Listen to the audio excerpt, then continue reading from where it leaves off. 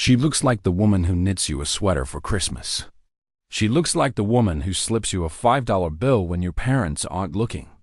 Nannie Doss was a sweet, church-going grandmother who was famous for her prune cake recipe. But there was a secret ingredient in Nannie's cooking: arsenic. While she was baking pies, she was also burying 4 husbands, 2 sisters, 2 children, her mother, and a grandson. And the scariest part? When the police finally caught her, she couldn't stop laughing.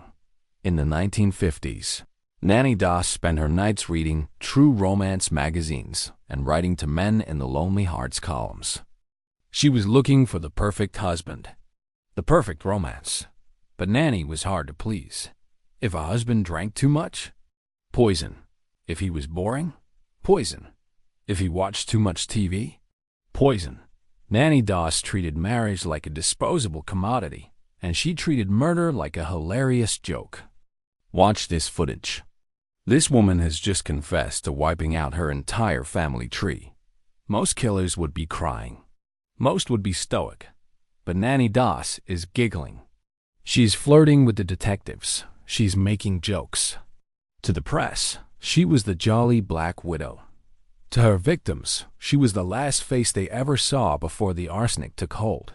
Why is she laughing? Let's find out. 1954. Tulsa, Oklahoma. It was the era of the nuclear family. Women were expected to be perfect housewives, excellent cooks, and submissive partners. Nannie Doss played this role to perfection. She was a doting grandmother who loved true romance magazines and was famous in her neighborhood for her prune cake recipe.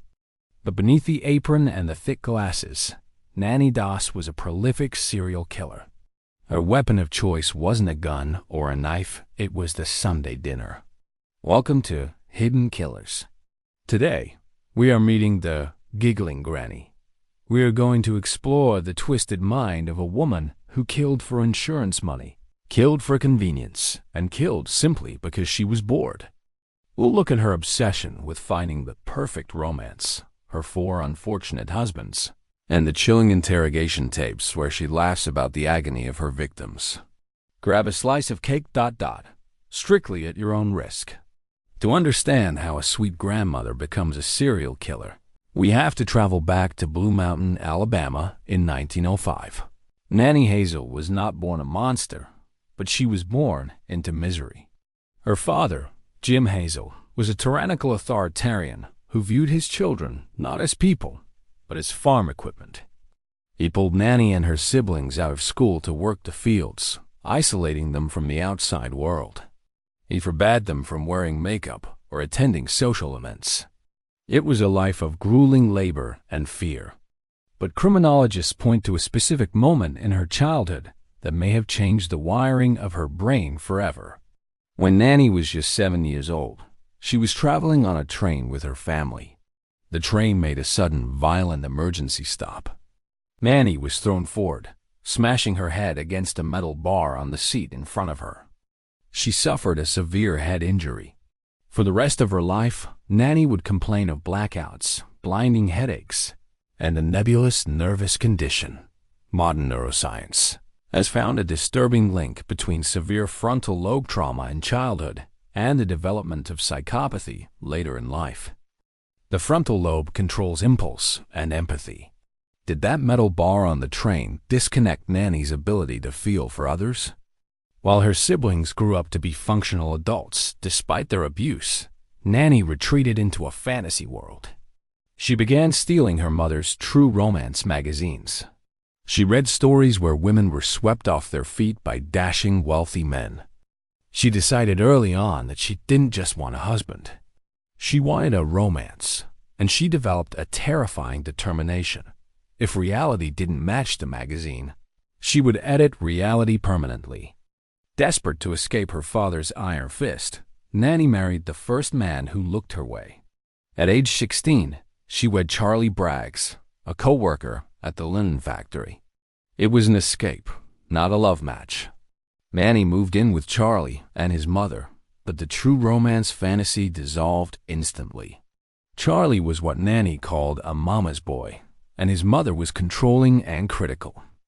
Nannie responded to the stress of her new life in a disturbing way. She began to drink, smoke, and wander. The marriage produced 4 daughters in quick succession: Malvina, Marjorie, Florine, and Arvis.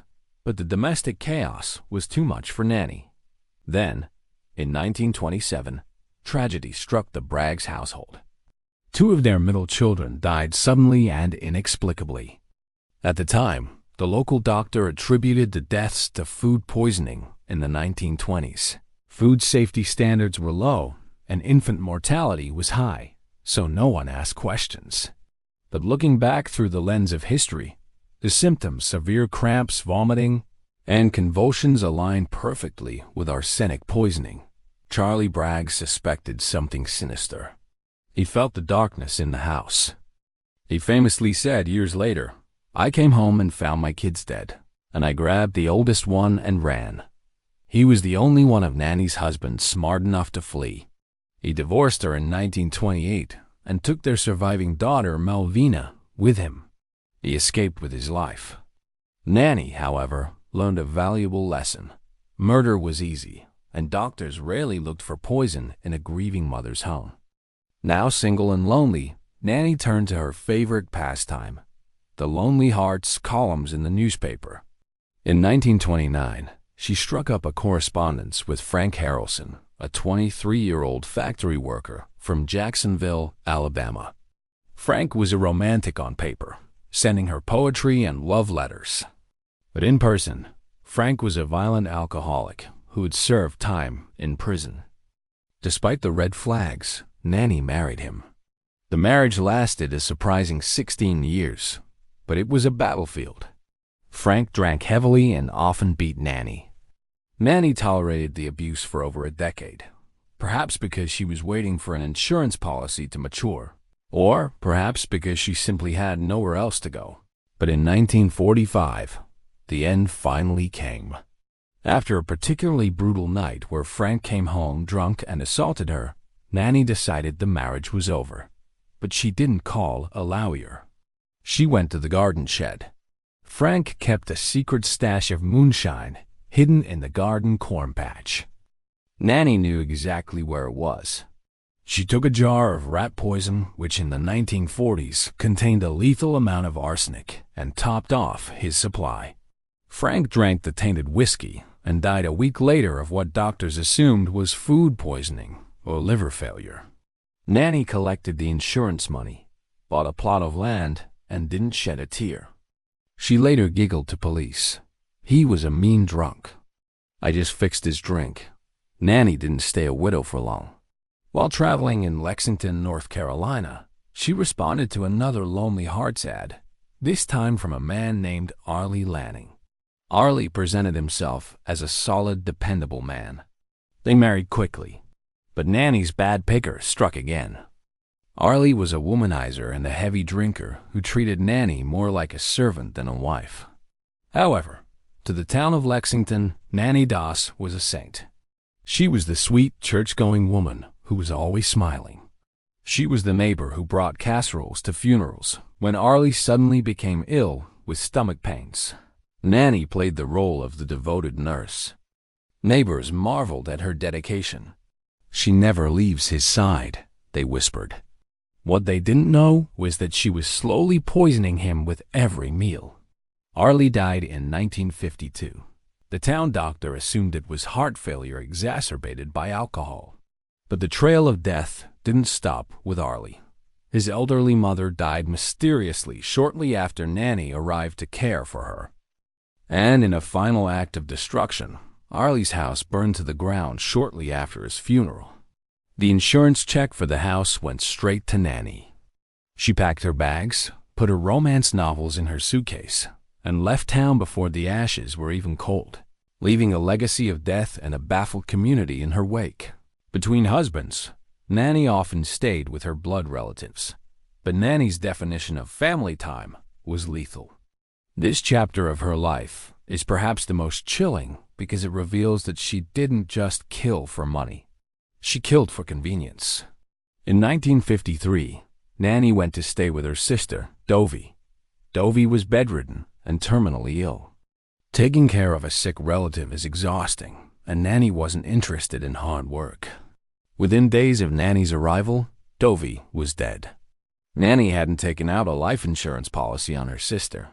She just seemingly got tired of the burden. Shortly after, Nannie's own mother, Louisa, came to live with her. Louisa was elderly, difficult, and demanding. She complained about Nannie's cooking and got in the way of Nannie's quest for a new husband. So, Nannie made her a special meal. Louisa died of severe stomach pains shortly after. These murders proved that Nannie Doss wasn't just a black widow killing for cash. She was a sociopath who viewed human life as an inconvenience. If you were in her way, or if you annoyed her, you were removed. It was as simple to her as weeding a garden. She killed her own mother and sister without a second thought, simply because she wanted a quieter house to read her magazines in. Husband number 4 was Richard Morton of Emporia, Kansas. He was a diamond in the rough, handsome, charming, and attentive. Nannie thought she had finally found a hero from her romance novels. They married in 1952, but Richard had a secret. He was a philanderer. He didn't just write to Nannie. He wrote to women all over the country. He was spending his money on gifts for other girlfriends while married to Nannie. This violated the true romance code. The Prince Charming was supposed to be loyal. When Nannie discovered his infidelity, her love turned into cold, calculating rage. Nannie didn't kill him quickly. She wanted him to suffer. She began the treatment. Richard started suffering from severe cramps, weakness, and vomiting. He went to the doctor repeatedly, but they couldn't diagnose him. Nannie would drive him to the appointments, holding his hand, acting the worried wife, while secretly dosing his coffee every morning. She poisoned him slowly over the course of 3 months. She later told police, "I just wanted to make him sweet." Richard Morton died in May 1953. Nannie collected a small insurance policy, but the satisfaction of punishing a cheater was likely the real payout. She was now 48 years old, leaving a trail of bodies across 3 states. And she wasn't done yet.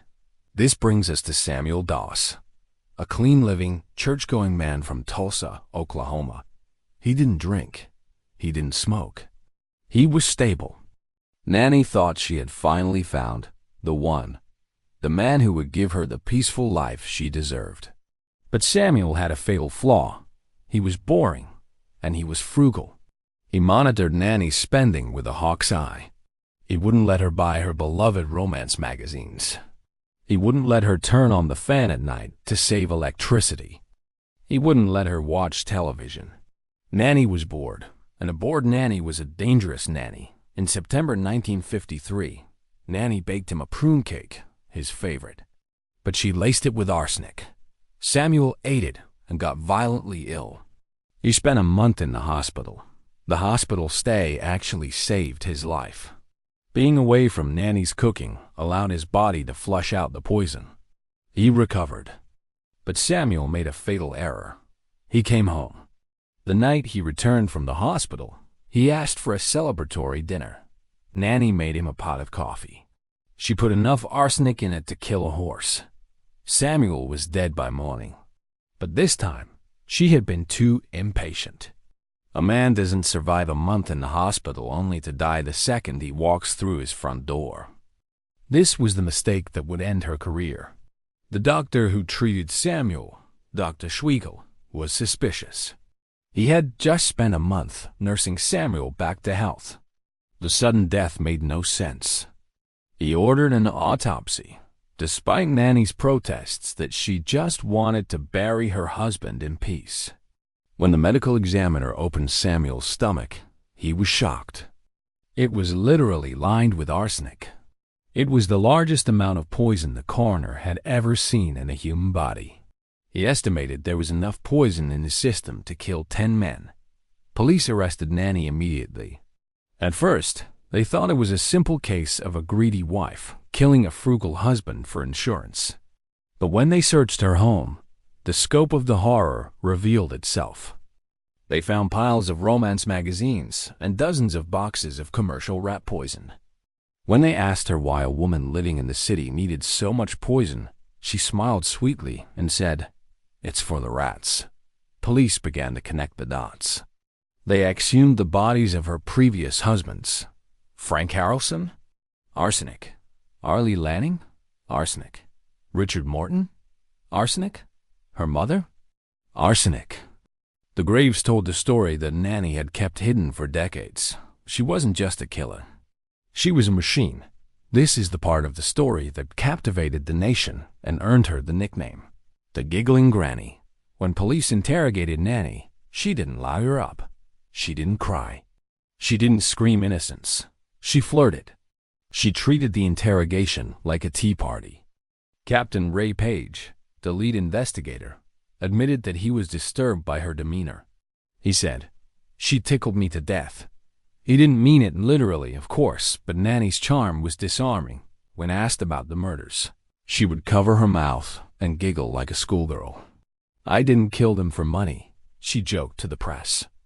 "I killed them for love." She confessed to the 4 husbands. Then she admitted to her mother, then her sister.